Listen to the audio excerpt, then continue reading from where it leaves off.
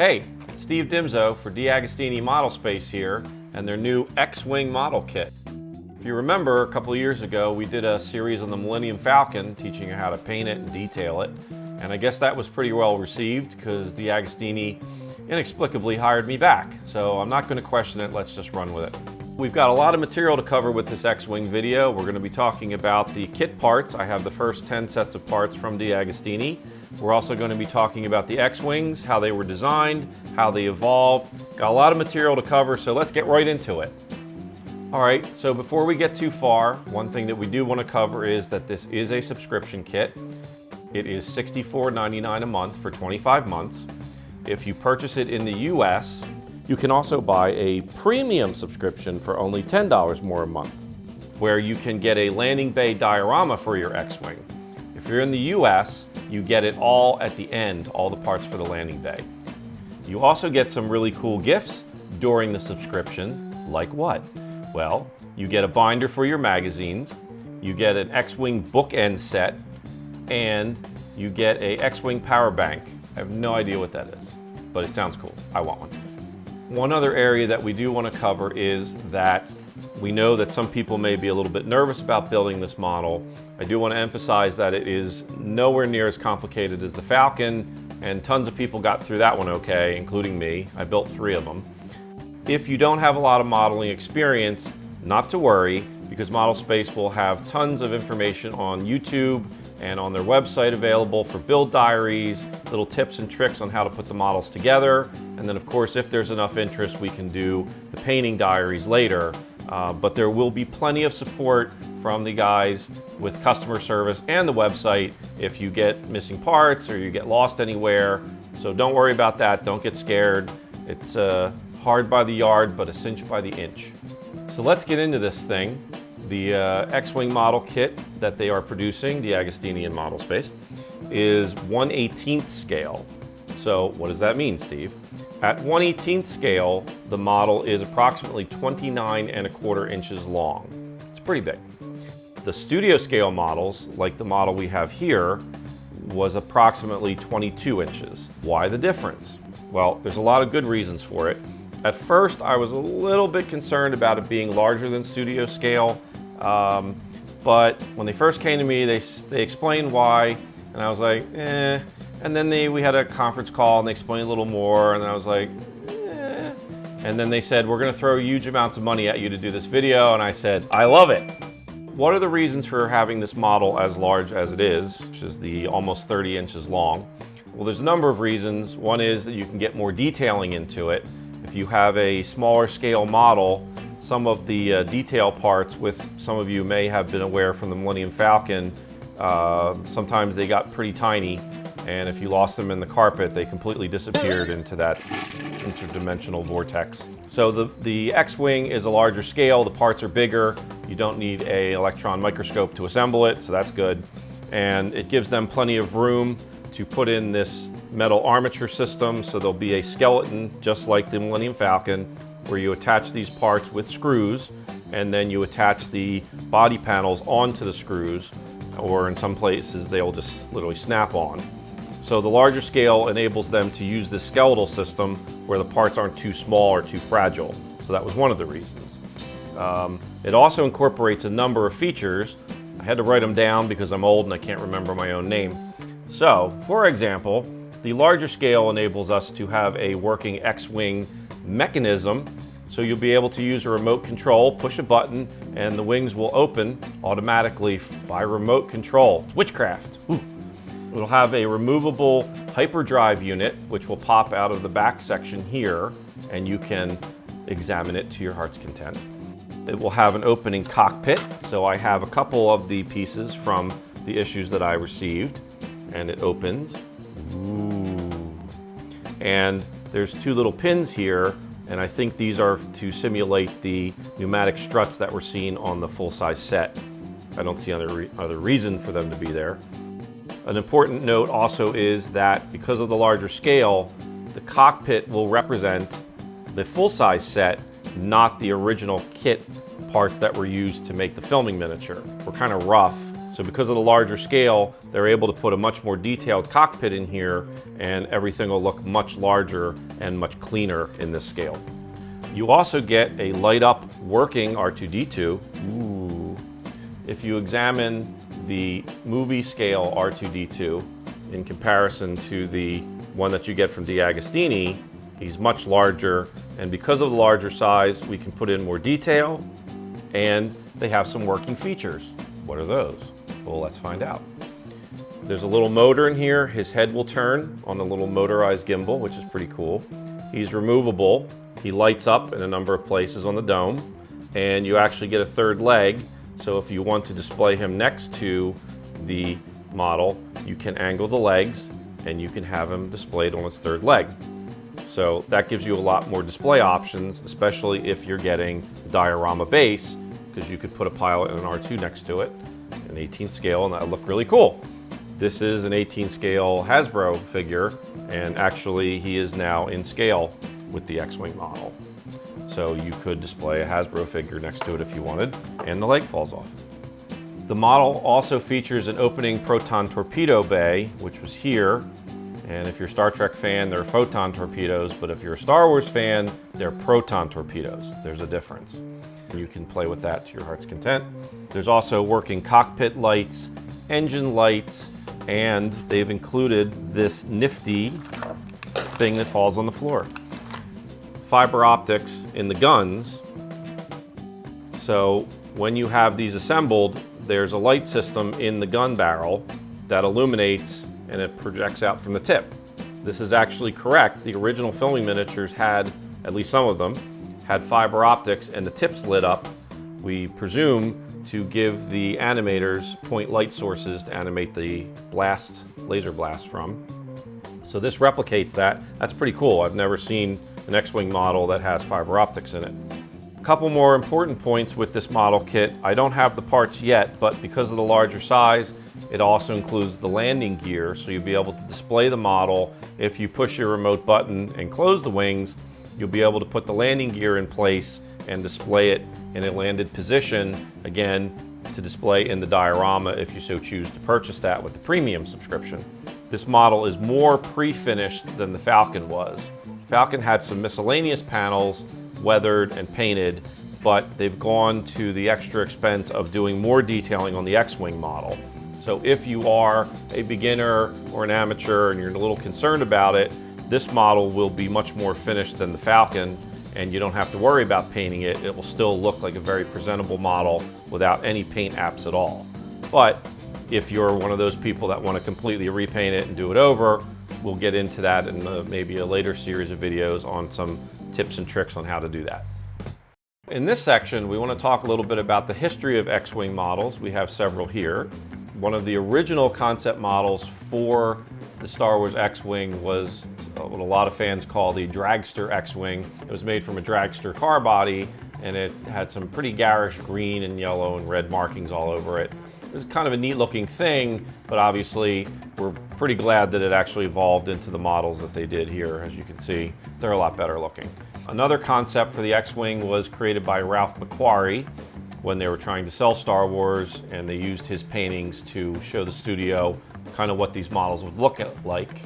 And a good friend of mine, Jason Eaton, built this one for me. This is not mine, but it is very representative of the McQuarrie concept painting. It's very accurate to that. It's a really neat looking piece, still not visually as cool as what the filming miniatures ended up being though.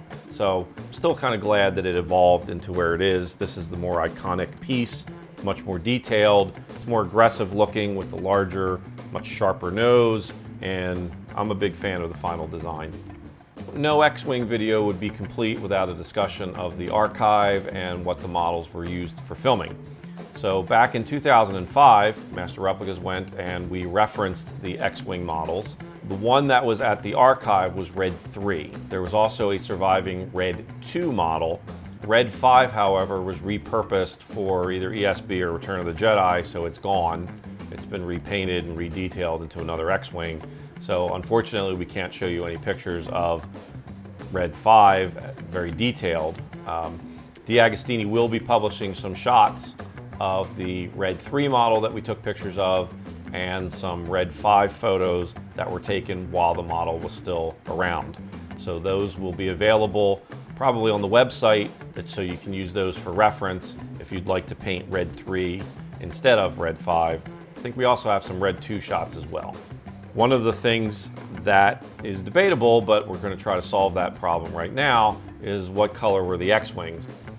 There was some information published a while back that the models were painted white with a black primer, overcoated with white, and then sanded. That may have been possible. It looks like Red 1 or Red Leader was painted that way because that's the only model that's whiter than all the other X-wings. We don't know why that was done. Someone else may know, I don't. But Red 2, 3, 4, 5, 6 were painted a similar color as far as I can tell. When we went to the archive, we were able to examine Red 3, like I said, and one of the wings was broken. So we were able to lift the wing off and look inside and Pantone that base color. If you remember back with the Millennium Falcon videos, I mentioned that when you look at a color on a model, you're looking at color on top of a color on top of a color on top of a color. It's really hard to Pantone a final shade on any of these filming miniatures.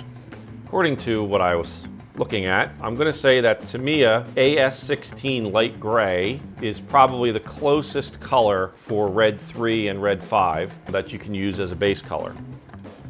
In comparison, Insignia White, which is AS20, is what we recommended to use on the Millennium Falcon.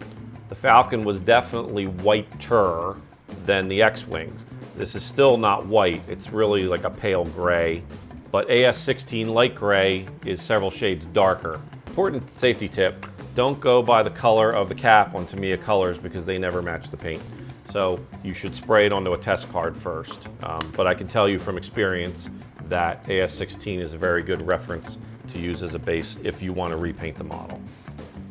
If not, the color of the molded parts is actually pretty darn close to AS16. They got it really close. This one has a little bit excessively heavy weathering on it, and from my understanding, they're going to lighten that up in production. This is a prototype piece.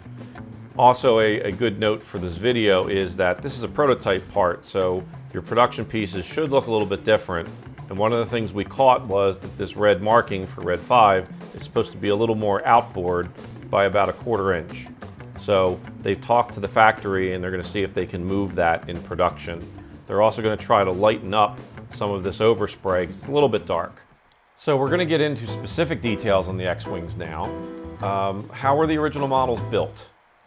And some of this is anecdotal, and some of it is what we learned from being at the archive and spending a lot of times with the model and doing research. So your mileage may vary, you may disagree with some of the points, and I'm not saying that it's going to be 100% perfect, but I'm just going to say this is what we believe based on the information we have. From my understanding is the bodies, wings, various sub-assemblies were all molded in resin. Remember, that's 1976 resin, so it wasn't very good stuff. It's not like the high-tech stuff we have today. It did not replicate details as well. If you look at one X-Wing model to another, the chip details and the panel lines will literally be different from model to model to model because they rescribed a lot of the panel lines and they glued on all these little chip details. So that's why it varies from model to model. They also used a lot of original kit parts from scratch on the models. And another weird example is the noses on a lot of the models are shaped differently. And I asked somebody at ILM, why was that? And they said basically they would pull this casting out of the mold and they put it on a belt sander. So on Red 3, the nose is a completely different shape from Red 2, which is a completely different shape from Red 5, because it depended on what guy was using the belt sander that day and how long he sanded it. There is no high-tech answer, it's just whatever mood they were in at the moment. Gotta remember, this was some weird, sort of low-budget Star Wars space western thing. Nobody knew it was going to become the thing that it became. The models were not super high-tech, and they were built by a lot of art students who were in their 20s. So it's not like today where it's very, very high-tech and CG and all that kind of stuff. So let's get into some details on the model. For example, the engines were created from vintage 1960s, early 70s Saturn V third stage rocket bodies. So this is the literally the third stage of a Saturn V with extra little panels glued onto it. The engine intakes actually are composed of a couple different parts from Saturn V engines. The secondary engines were created from vintage Revell 32nd scale Phantom II jet engines with a bunch of detailing and piping glued on, and the exhaust also came from the Phantom II engines. The areas inside the wings are again the Phantom engines, so they reuse those again. And then just lots of little other model kit parts. There's tanks in here, there's battleships, there's all kinds of little what they call greeblies attached in here, creative ways. But again, every model varied. No two X-Wing models were exactly the same. So if you're going to replicate Red 5, most of the specific detailing for that model has been replicated in this kit. But if you want to do Red Leader, Red 2, Red 3, Red 6, Porkins, those details will be different. So you have to make sure when you're looking at reference material that you're using the correct reference and not looking at Red 5 to replicate Red 3 and vice versa. So another point we wanted to make about the scale of this model, and for illustration purposes only, this is a Bandai 1/72nd scale T70. Yes, I know it's not a T65 X-Wing, it's a T70, but for the illustration purposes it will work. This is the Agostini cockpit section. Just by itself, it is the same size as the Bandai 72nd scale kit. So this is a big monster of an X-Wing. It's really cool, very large. And what that does, since it's made from injection molded ABS, just like the Millennium Falcon, and that is acrylonitrile butadiene styrene for you chemistry fans. It's very durable, strong plastic. You can use solvents on it to weld, not regular model glue, but solvents like we talked about with the Millennium Falcon. ABS solvents will work on this. ACCs, which are crazy glue, Zap-A-Gap, stuff like that. And because of the size of the model and the fact that it's made from a metal armature, a skeleton, and then plastic panels that bolt on, unlike a cast resin model like this one here, which is all solid, this is hollow inside. So that gives you the ability to add in extra detailing. You can open other bays up. You can scratch build new detail parts, or you can add additional electronics if you would like. Even though the model does have a lot of electronics with it as it comes, I'm sure there'll be lots of scratch builders who want to add extra features. And because the model is large and hollow, you can do that with this kit, as opposed to not being able to do that typically with a resin kit. Another cool detail with the model is that Agostini has given you these gun barrels, which are the 4 laser barrels, and they are made out of extruded aluminum tubing. So typically with large scale round parts like this, when you glue them together or they're molded, you get a mismatched seam or it's really hard to get them round. So they've been very thoughtful here, and they have done this as extruded tubing so that when you have your laser guns in place, they are perfectly round, they're nice and hollow to get the fiber optics through that we talked about earlier, and they're very strong, so you won't have to worry about them bending or deflecting over time because they're metal. That's a great feature, love that. If there's enough interest, we can talk about painting the model in a subsequent video or two, so write in and let us know. And if we do that, we can talk about the combination of different paints that we can use today to paint the model versus how the miniatures were painted originally. This is a bottle of Floquil Caboose Red, which was given to me by a nice gentleman at a convention a couple years ago. And this is a vintage bottle from the early 70s, so that's really cool. But obviously these colors are different, just like we talked about in the Millennium Falcon videos. So if there's enough interest, we can talk about using contemporary paints to paint your model that will replicate these old Floquil colors very accurately. So in closing, I'm very excited to be involved with this project. It's a great model, it's big, it's got lots of cool details. We've never had an X-Wing like this before, so I'm very excited to get started on mine. And as always, Agostini customer service will be available once the model launches.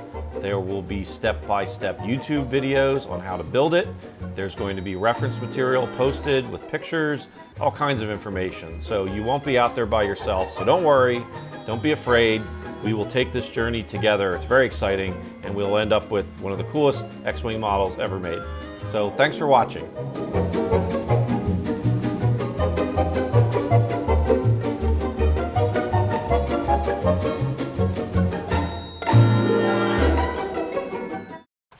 Why do they keep texting me? I don't know. I didn't work on the movie. God. Wait, are you still here? What? It's over. Go home. It's done.